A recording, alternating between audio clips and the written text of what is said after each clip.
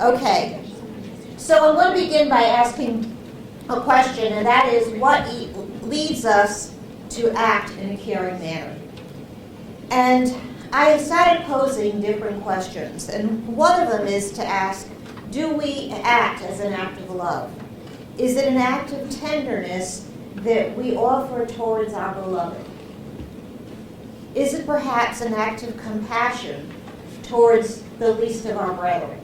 So the first being, if you will, one of filial love or family love. Someone is our family, or we make them as family, as if you were my mother, as if you were my son. The agape love is in that sense of God so loved us all. It's the larger universal love. Do we act because it's a professional duty? That in fact, at one point in time, our vocation called us to heal. Do we do it because it is a societal mandate? At first, we pledged to do no harm. Do we care because it's an organizational commitment? We work at a place where we say the right way to treat those who are entrusted to our care. We live the corporate mission of the organization we work for. Do we practice caring because it's a good business strategy that is tied to better, faster, longer-lasting outcomes for the organization and the patient? Do we care because it feels good? It gives us meaningful work, spiritual fulfillment. I get to be a nurse. I get to be a physician. I get to be a teacher. I get to be a parent. Because when I start talking about caring, I don't tie it to profession. I tie it to a relational way of being. So do I care because it feels good? When I know how to make a good dinner for my family, and they all look, I feel like, yes, I cooked that meal. When I'm able to give a lecture and the room likes it, I think, yes, I gave that lecture. So do we act in a caring manner because it feels darn good? It boosts our ego. Is it achievement? Or is it possible that in any one day, in any 1 minute, in any one conversation, we actually care for all of these reasons? We are called to caring for many different reasons. So this talk is going to have 5 claims that I'm going to try to move through fast. The first one is that social injustice pollutes the possibility of a healthy human ecology. The second one I'm going to suggest is that healthcare is changing, but in a good way, because I actually believe we are always morphing towards something better, even if it doesn't seem that at the moment. That mindful caring matters, that strategic caring is good business, and that sustaining joy in the workplace is our professional responsibility. So hang on, these are the 5 things we're going to run through. Social injustice pollutes the possibility of a healthy human ecology. When I was at University of Washington, one of the tracks of the doctoral program is called Human Health Ecology. And it is a field of study that considers the intersections between humans, their health, and their environment. Not us, those of you who got put through the Jackie Fawcett days of person, health, environment, and nursing, you'll think how convenient that this should be the field of study in a nursing program. So, my belief about person, about human, is that when we were created with a body, a mind, and a spirit, every one of us. The body, such as it was, blue-eyed, blonde-eyed, likely to have gestational diabetes, who knows? Who you were, that's the body you came with. The mind, you came with a capacity to choose. Now granted, there are many different cognitive capacities, but still you're human. You've got some choice capacity. And you came with this mystery called spirit, that to me is that capacity to connect to something larger than yourself. And we were blessed to be given into this created world that consists of sun, plants, air, water, animals, land. This was all created for us. And when we became human, when we were manifest through our parents and our ancestors, this is the world that was created for us and that we became part of the creation.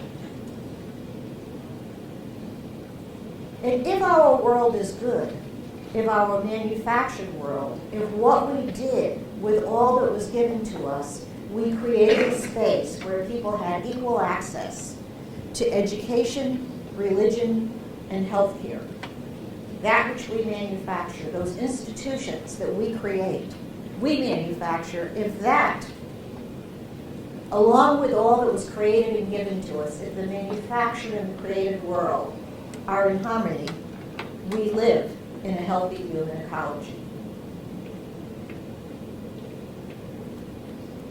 Inequities, however, unfold when a socially unjust manufactured environment pollutes the created healthy human ecology.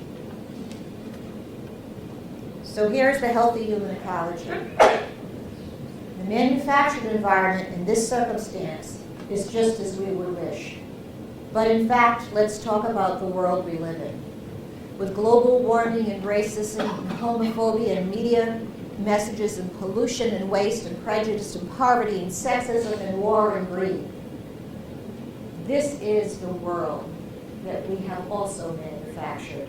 And it is the world that keeps people from equal access to education, religion, healthcare, and to truly allow that beauty that is each one of us and that was created for all of us, that we somehow cut ourselves off.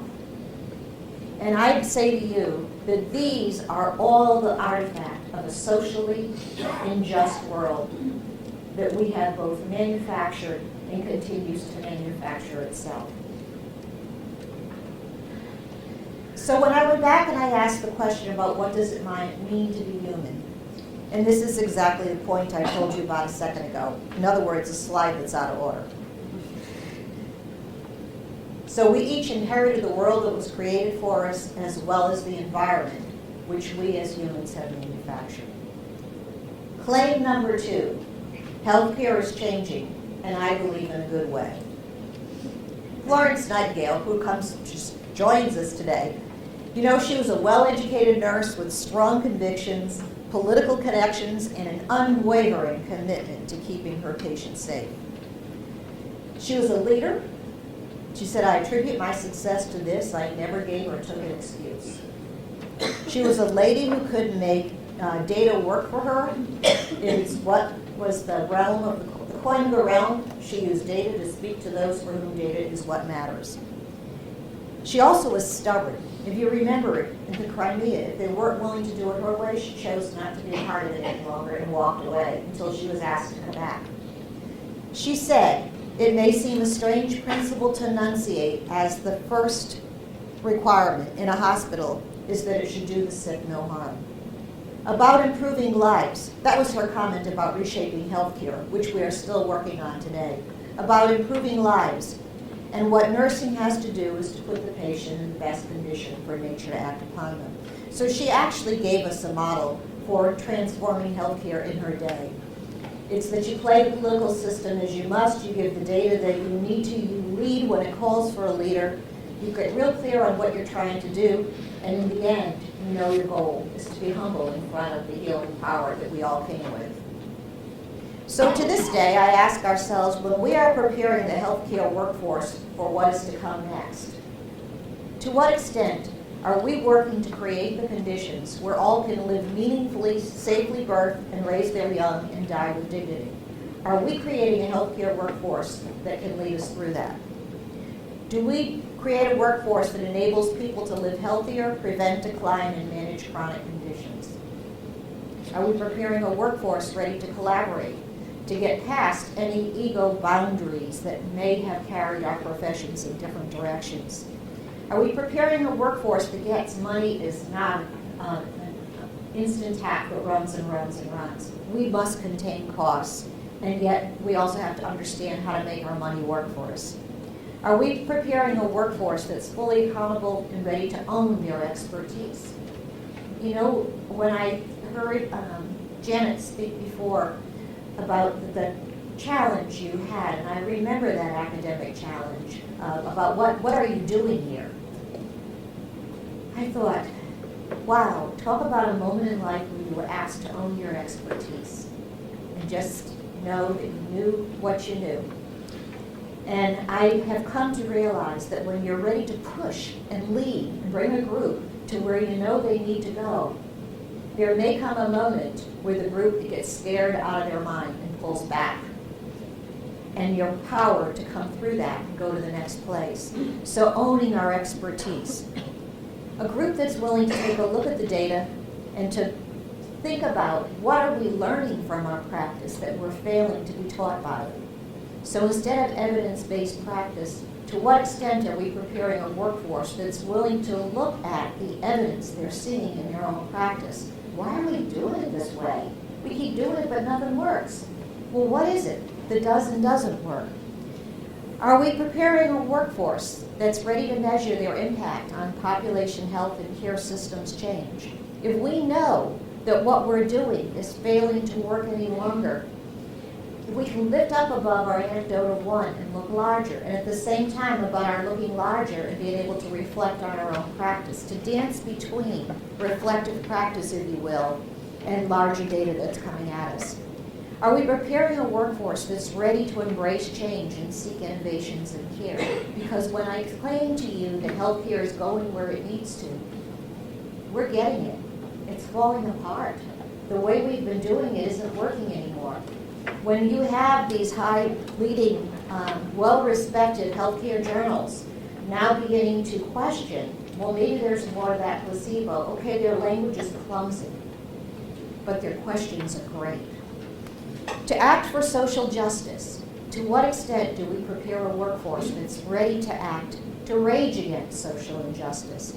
Whether it is what we see at the bedside, what we see in how we treat each other as healthcare providers, or whether it's in the boardroom, advocating for where we need to go next, or standing up in front of Congress, as our colleague Jackie Campbell did recently, standing up for how our society treats women and blames victims of abuse. It's time we took it on ourselves. So all of that to say is the good questions are being asked, and we as educators now have to live into them. Mindful caring matters. Maybe we just say, refer to Janet and move on. But I'm going to talk a little bit about mindfulness and reliability in healthcare organizations. So if we have a healthcare organization that we want to be a fair and just culture, if we are part of a healthcare organization that is committed to caring for those free-range humans who show up under our organization to give refined health or eliminate their illness, what are we prepared to do? Are we prepared to engage in the leadership it takes in any one moment? While I look across the bed at you as my patient, when I stand next to you as my colleague, when I witness you as my other professional colleague who I see suffering at the moment, am I ready to lead no matter what? Am I ready to engage in the teamwork of, man, we are trying to fight off illness in society, disease in this person, and unease in this room.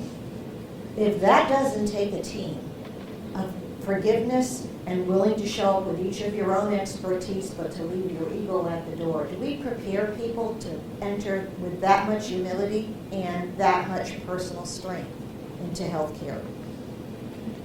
So how do we do it? You know, Jean Watson, I remember her saying this in one of our lectures. You begin with your very notion of what does it mean to have personhood.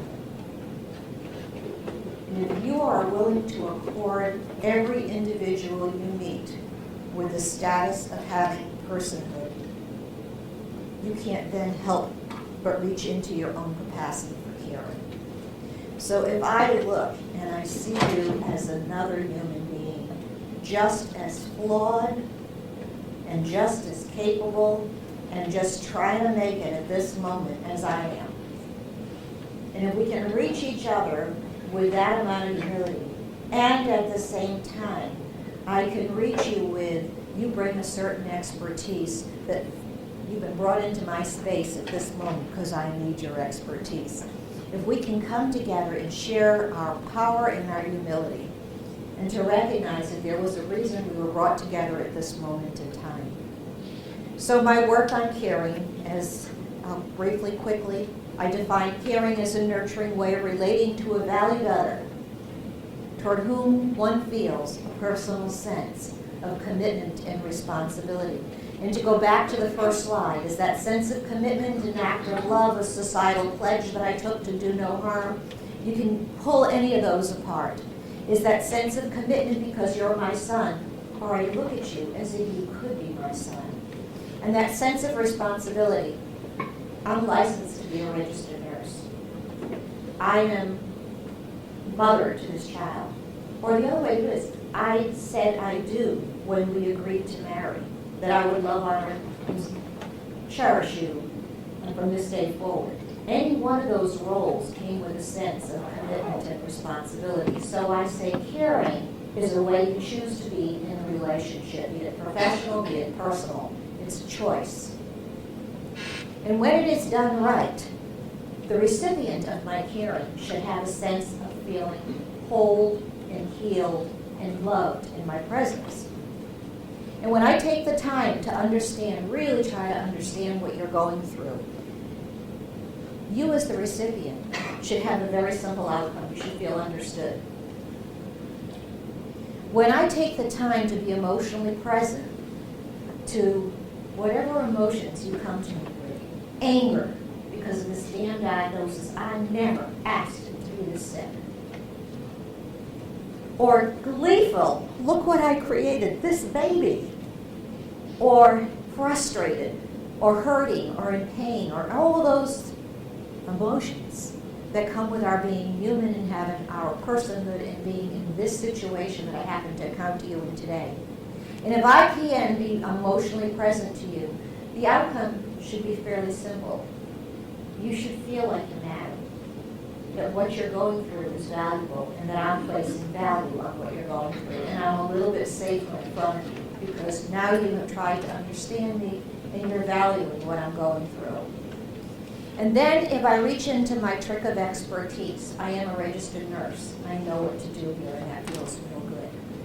I want to do for you what I know you would, what you would want done for yourself, or what I, if nothing else, I can place what I might want done for myself if I were in your position. How do you know how to do for another what they would do for themselves if it were at all possible? Well, sometimes you get the joy of just looking and taking cues.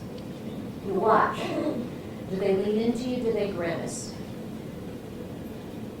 And if nothing else, you place yourself in their shoes if you were in their boat. And if you do it and you do it right, as a consequence of the care that you just gave, they should feel safe and comforted in your presence. And if you take the time to facilitate the other's passage through an event, a transition, by giving them all the support and information and validation that you can, so that they can be capable to get through the next moment. I oftentimes think about the little kid coming in for the immunization. As we say to the little child, okay, here's what's going to happen. There's going to be first a little cold wipe, then a sharp prick. It'll sting for 3 seconds, and then I'll put this nifty Band-Aid on. And I guarantee you I can get this done in 6 seconds. Want to count with me? And you do all your little procedures, and the kid gets to 7, because of course they want to prove you wrong. And you've only gotten to 5.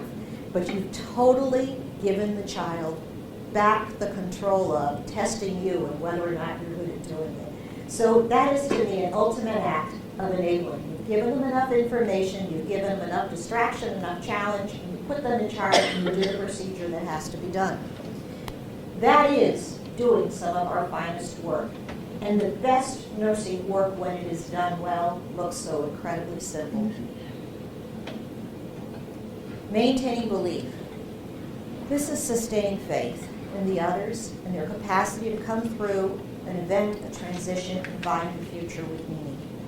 And if you can sustain that belief, a sense of hope as opposed to hopelessness, and sometimes, believe me, it's very challenging to not go to a sense of hopelessness. I gave it my everything, and it didn't get there. You have to take a larger hope. Maybe your everything was what was really counting right here. I oftentimes think when I'm working with couples that miscarry, and the mom will say, I should have exercised, I shouldn't have had the sip of champagne on New Year's Eve, I shouldn't have maybe that baby knew I didn't want it, but then I changed my mind and I wanted him. And there's so many things we like to think that we're in control of. And every once in a while I'll say to those mothers, did you ever think it might not have been you? It might have been your baby and your baby's maker had a conversation of which you became a part. And you're not going to know that conversation until you're able to be there with your baby and your baby's maker eventually. Maybe there's a larger dialogue that you were just witness to, and that baby chose to have whatever amount of life it had growing inside of your body. And then your baby was done, fulfilling its purpose. I'm not saying that's an answer, but it's a question that I often raise. So put it all together. As a consequence of knowing, being with, doing for, enabling, and maintaining belief in another human being, as a consequence of caring, I'd like to think that healing means that you feel understood, valued, safe and comforted, capable, and hopeful, as opposed to hopeless. To me, this is where the caring, healing relationship comes together. And I'd like to think about this. I had a mentor at one point, Kathy Barnard, who did a lot of research on parenting. And she always called this the parenting model. And I'd always say, no, it's the caring model. And I would explain to her all over again all the theories. And then she looked at me one day and she said, kid, I was younger then, kid, you're free to call it whatever you want. I call it a parenting model. So when we do work such as caring, one of the questions that we have to include inside of that caring dialogue and discussion and conversation and involving caring science is to ask the question, is there any such truth to this question that we often get thrown, oh, come on, she's getting too attached, he's getting too involved. Is there any such thing to be in a caring profession and be too attached? I think the better way, and it's funny we come back to the word effectiveness, I would be asking the question, to what extent are we monitoring our caring effectiveness? So in a range of human relationships, I see a continuum. Over here, aloof. Talk to the hand. What happens to you doesn't matter to me. Over here, I move into it. I'm engaged. And I'm doing it out of order. Aloof, talk to the hand, it doesn't matter. Detached. I see it, I observe it, but I know it belongs to you. Engaged, I want to look at it with you. Enmeshed, I'm so in it with you. And I believe that a therapeutic zone that we need to live in is not just as nurses, I want to also say as human beings. How do we remain sufficiently engaged in the plight of another human being that we can observe it, be witness to it, but realize it's their life. And I have been, for some reason, invited in at this moment in time with whatever toolkit, whatever gifts, whatever I have, I've been invited in at this moment in time to be present to it and to help in any way that I can. I do believe that the failure to stay in that therapeutic zone can result in some fallout that we're not too happy with. When we become so enmeshed in other people's issues, we get to that place we have cared too much, too long, and too often that it brings us down and we don't have it in us to give any longer. I call that compassion fatigue. I wonder, if you will, those who live in the world of aloof and fully aloof have moved over into the world of burnout. So moving up to organizational mindfulness, we know that a fair and a just culture learns and improves by openly identifying and examining their own weakness. And what you have to see that's happening inside of my head is that I think of an organization as an organism. It is a living, breathing, vibrant space that's growing and becoming, and what you see of it today is as good as it is today, just like I am a living, breathing, growing organism, and what you see of me is as good as I am today. So a fair and a just culture realizes we got so much further to go. So you spend your time both forgiving yourself and challenging yourself. In a fair and a just culture, to become a little industry you can rely on, one that is going to get you to the place that if I need that organization, I can go there. is obsessed with safety. They live to learn. They thrive on mindfulness.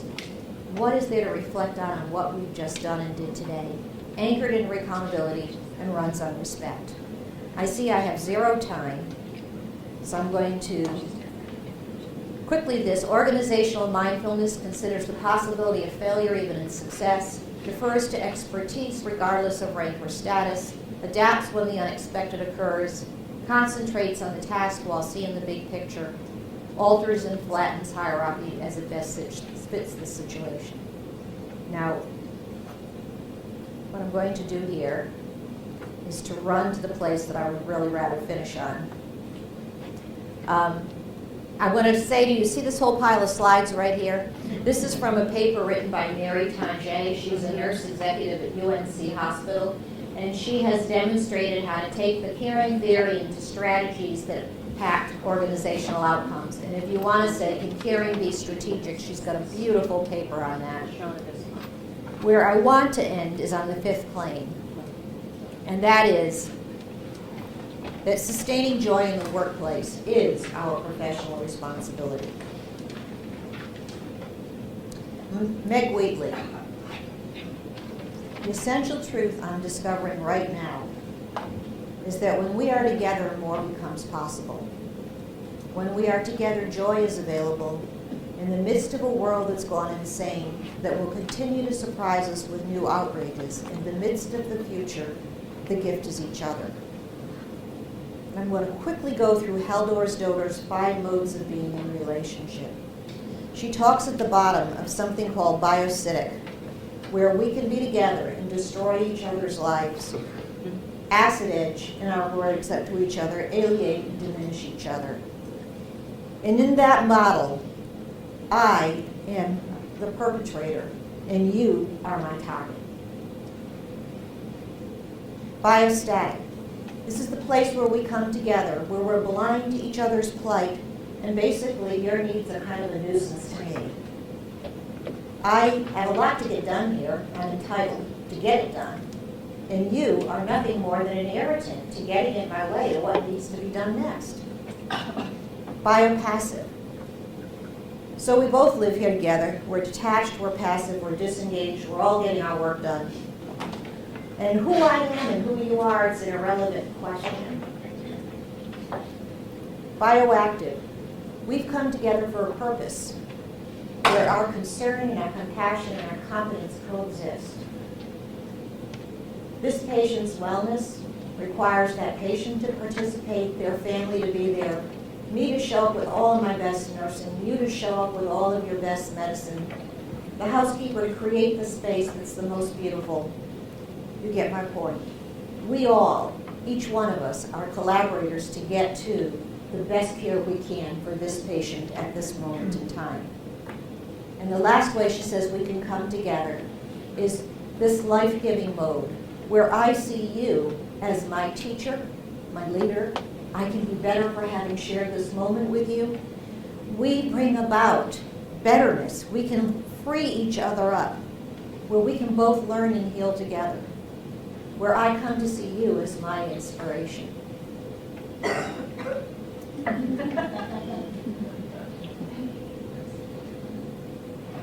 So when you're depressed, it makes a lot of difference how you stand. The worst thing you can do is straighten up and hold your head high, because then you'll start to feel better, and if you're going to get any joy out of being depressed, you've got to stand like this. So I'm going to end on joyfulness. Joyfulness comes when you really get it. You are exactly where you're meant to be at this moment in time. Rachel Naomi Reman says this all the time. What if it were true that you are exactly where you're meant to be at this moment in time? How would you act differently if you knew that was true?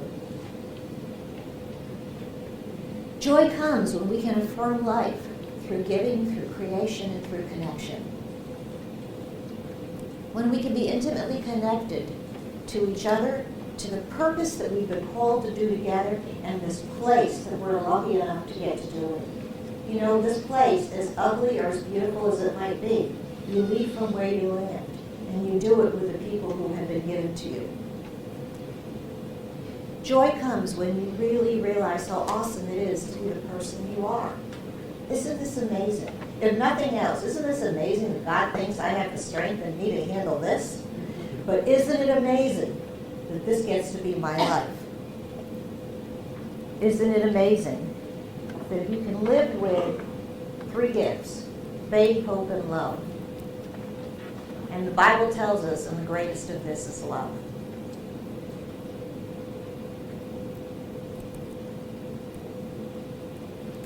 So thank you.